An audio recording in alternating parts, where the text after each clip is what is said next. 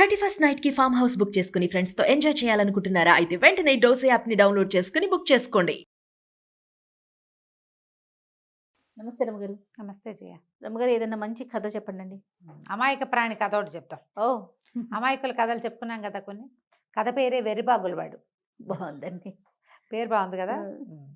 ఓ పల్లెటూరులో ఓ తల్లి పిల్లాడు ఉండేవాడు. తండ్రి లేడు పాపం. తల్లి ఏదో కష్టదారి పాపం, కష్టజీవి. ఆవిడే కష్టపడి పని చేసుకుని పిల్లాన్ని పోషించుకునేది. పిల్లాడు కొంచెం అమాయకుడు. వెర్రిబాగులవాడు అనేవాళ్ళు ఊళ్ళో వాళ్ళంతా. వాడిని ఏడిపించేవాళ్ళు. షాపుకి వెళ్తే ఏదైనా కొట్టుకి, షాపులు ఏమైనా చిల్లర కొట్లు ఉండేవి ఇది వరకు. కొట్టుకు వెళ్తే ఆ కొట్లో ఆయన ఎప్పుడూ డబ్బుల దగ్గర మోసం చేసేవాడు వీడిని. అంత అమ్మాయికుడు వీడు. అంత అమాయకుడు. అయితే మనిషి బలశాలి. పని చేసేవాడు. తల్లి ఏదైనా పని చెప్పి ఈ పని చేయాలి ఇట్లా చేయాలంటే అట్లాగే చేసేవాడు. కొన్ని మధ్య మధ్యలో తెలివి తక్కువ పనులు అవుతుండేవి. వాళ్ళమ్మ వాటిని కవర్ చేసుకునేది. దగ్గరుండి పిల్లాన్ని చూసుకునేది. అంతే. అమాయక పిల్లల్ని ఏం చేస్తాము, తల్లులు చెయ్యి విడవరు వాళ్ళవి. అవును. అయితే వీడెంతసేపు అనేవాడు, అమ్మాయి ఏమిటి అమ్మా, నేను ఇంత వెరిబాగులాడిగా ఉన్నాను, నాతో ఎలా పడతావే నువ్వు.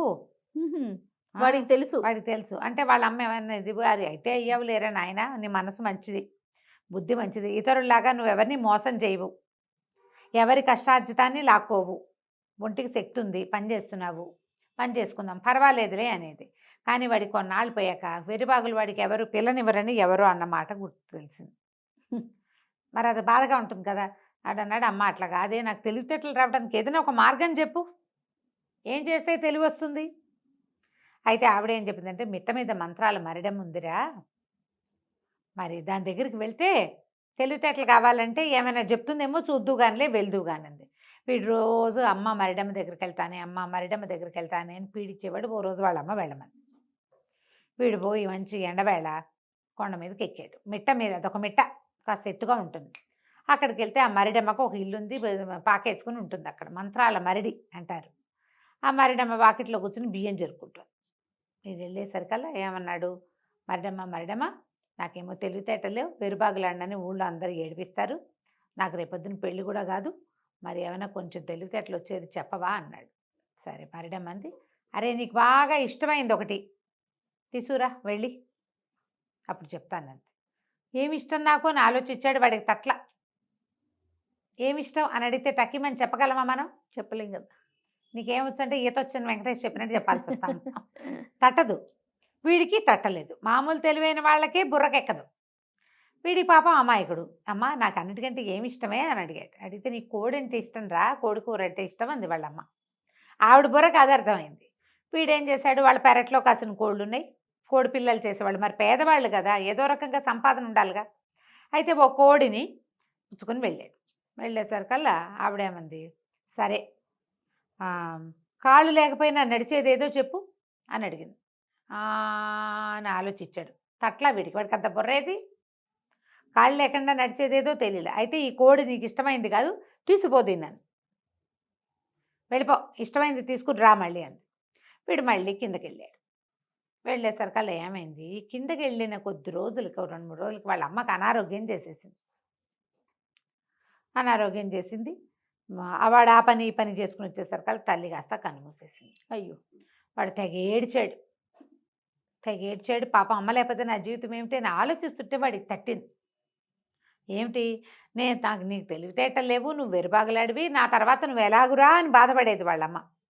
ఇప్పుడేమో అమ్మ కాస్త పోయింది. ఇప్పుడు అమ్మ పోవటం వాడికి చాలా బాధగా ఉంది. అంటే అమ్మే నాకు అత్యంత ఇష్టమైంది అనమాట, కోడి కాదు నాకు ఇష్టం, మా అమ్మే ఇష్టం అని ఏం చేశాడు, వాళ్ళ అమ్మ కళేబరాన్ని ఓ సంచిలోకి ఎక్కించుకుని దాన్ని భుజాన్ని వేసుకుని మిట్ట మీదకి వెళ్ళాడు.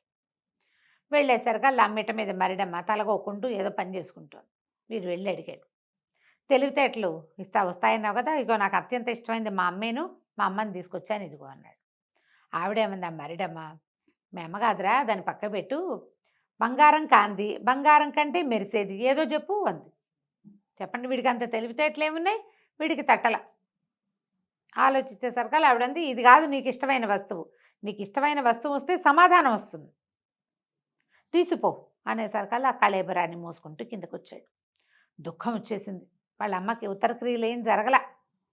ఈ పని కోసం వాళ్ళ అమ్మ బతుకుండా, అంటే చచ్చింది అప్పుడే, ఇంకా మట్టిలో కలిసిపోకముందే తనకు తెలివి వచ్చేస్తుందేమో అని ఆశపడ్డాడు. ఆ తెలివి దగ్గరలో లేదు. ఏడుస్తూ అడవి మధ్యలో కూర్చుని ఉన్నాడు. కొంచెం వాళ్ళ ఇంటికి మెట్టకి కొంచెం గ్యాప్ ఉంది, మధ్యలో అడవి ఉంది. ఏడుస్తుండేసరికల్లా ఏమైంది, ఆ దారి పోతున్న ఒక పల్లెటూరి పిల్ల తాగింది, చక్కగా ఉంది చోటు చక్కగా. ఎవరు ఏమిటి అని అడిగింది. ఎందుకు ఏడుస్తున్నావు, ఇదేంటి అయిపోయింది, ఏమైంది ఏమిటి అంటే వీడు మొత్తం కథ అంతా చెప్పాడు. నాయనేమో ఇలాంటివన్నీ, మా అమ్మేమో అలా అంది, మరిడమ్మేమో ఇలా చెప్పింది, కాళ్ళు లేకుండా పరిగెత్తేది కావాలంది, అదేదో చెప్పంది నాకు తెలీదు, బంగారం కంది బంగారం కంటే మెరిసేది చెప్పంది, అది కూడా నాకు తెలీదు, నేనేం చేయను అని ఏడ్చాడు. ఏడిస్తే ఏముంది, కాళ్ళు లేకుండా నడిచేది నది, బంగారం కాంది బంగారం కంటే మెరిసేది సూర్యుడు, అయినా నువ్వు ఏడవబోక నేను ఉంటానులే, మీ అమ్మ లేకపోయినా నాకు అమ్మ నాన్న లేరు, పొట్ట పోసుకోవడానికి మీ ఊరు వైపే వస్తున్నాను, ఏదైనా పని చేసుకుందామని, నన్ను పెళ్లి చేసుకుంటావా, నేను నీతోటి ఉంటాను, మీ అమ్మలాగా బాగా చూసుకుంటాను అనేసరికల్లా సరే ఒప్పుకున్నాడు. మళ్ళీ అమ్మని మోసుకుంటూ పోయారు ఊళ్ళోకి. అమ్మకు ఉత్తర క్రియలు చేశారు. కొద్ది రోజులు ఆ పిల్ల వీడి దగ్గరే ఉంది, పెళ్లి చేసుకుంటానని ఊళ్ళో చెప్పాడు. ఇద్దరికి పెళ్లి చేసుకున్నారు. ఇద్దరు కలిసి పని చేసుకునేవాళ్ళు. కానీ వీడికి తెలివితేటలు లేవన్న దిగులు మాత్రం పోల. ఏదో ఒక సందర్భంలో వేరుబాగులాడని అనేవాళ్ళు. అయితే ఏమన్నాడు, ఏమే నాకు ఇప్పుడు తెలిసింది, మా అమ్మ పోకముందు మా అమ్మ అంటేనే నాకు పంచప్రాణాలు, ఇప్పుడు నువ్వంటే నాకు పంచప్రాణాలు. మరిడమ్మ ఏమంటుంది, నీకు ఇష్టమైన దాన్ని తీసుకురమ్మంటుంది, నువ్వే కదా నాకు ఇష్టం, ఓహో నువ్వు నాతో రా, మరిడమ్మ దగ్గరికి వెళ్దాం, ఈసారి ఏం అడుగుతుందో చూద్దాం, చెప్పగలనో లేదో చూస్తాను, ఎప్పటికైనా ఓసారికైనా చెప్పగలిగితే తెలివితేటలు వస్తాయి అన్నాడు. సరే పెళ్ళాం సరేనని వెళ్ళింది. ముందు 2 సమాధానాలు వీడికి తెలుసు. మంత్రాలు మరిడమ్మ ఆల్రెడీ అడిగింది, మళ్ళీ అడగదు. తీరా పైకి వెళ్ళాక ఏమైంది, మరిడమ్మ నాకు ఇష్టమైంది తెమ్మన్నావు కదా, ఇదిగో నా పెళ్ళాము, ఇదంటే నాకు పంచప్రాణాలు, నాకు తెలివితేటలు వచ్చే మార్గం చెప్పవా అన్నాడు. అనేసరికల్లా అమ్మ మరిడమ్మ అంది, సరేరా, మొదట కాళ్ళు లేనిది, తర్వాత 2 కాళ్ళు, ఆ చివరికి 4 కాళ్ళు వచ్చేది ఏదో చెప్పు. మొదట కాళ్ళు లేకుండా ఉంటుంది, తర్వాత 2 కాళ్ళు వస్తాయి, తర్వాత 4 కాళ్ళు వస్తాయి, ఏమిటో చెప్పంటే ఏం చెప్తారు. వాడు బుర్రకు ఒకటి వాళ్ళ ఆవిడ రహస్యంగా కప్ప అని చెప్పింది. కప్ప మొదట చిరుకప్ప మెల్లిగా కదా కప్ప రూపాంతరం చెందుతుంది, దానికి మొదట కాళ్ళు ఉండవు, తర్వాత 2 కాళ్ళు వస్తాయి, చివరికి వస్తాయి 4 కాళ్ళు కొంత టైం గడిచాక. అందరిలాగా ఒకేసారి 4 కాళ్ళతో పుట్టదు కప్ప. ఓహో కప్ప మనకు తెలియాలిగా, బయాలజీలు జువాలజీలు తెలిస్తే కానీ కొన్ని విషయాలు తెలియవు.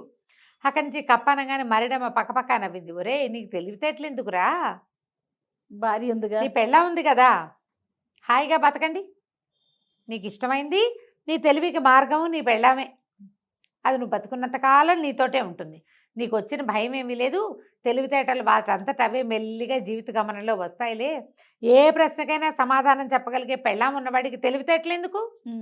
బాగుంది. అక్కర్లేదు, పెళ్ళామే నీ తెలివి, మీ ఆవిడని తీసుకుని పోరా అని. వాడు సంతోషంగా నాకు తెలివితేటలు వచ్చినట్టే అని ఆనందించి, తెలివితేటలే కదా పెళ్ళాం అంటే, పెళ్ళాం ఉండటమే తెలివి. పంచాయతగాని వాడు ఏం చేయాలి, పెళ్లి చేసుకోవాలి, నువ్వు చేసుకున్నావు కదా అనేసరికి ఆ అబ్బాయిని వెంట పెట్టుకుని భార్య చక్క రాధ కిందకు వచ్చేసింది. తర్వాత వాళ్ళిద్దరూ హాయిగా బతికారు. ఆ తర్వాత వాడు ఎప్పుడు నేను వెరుబాగులు వాడిని, నాకు తెలివి లేదు అని బాధపడలా. ఎవరైనా ఏదైనా అడిగితే మా ఆవిడని అడిగి చెప్తా అని చెప్పేవాడు. సిగ్గుపడకుండా, మొహమాటం లేదు, ఇంకా హాయిగా ఉంది, సమాధానాలకు గోల లేకుండా. కథ కంచికి మనం ఇంటికి. నమస్తే రమ్మ గారు. నమస్తే చెయ్య.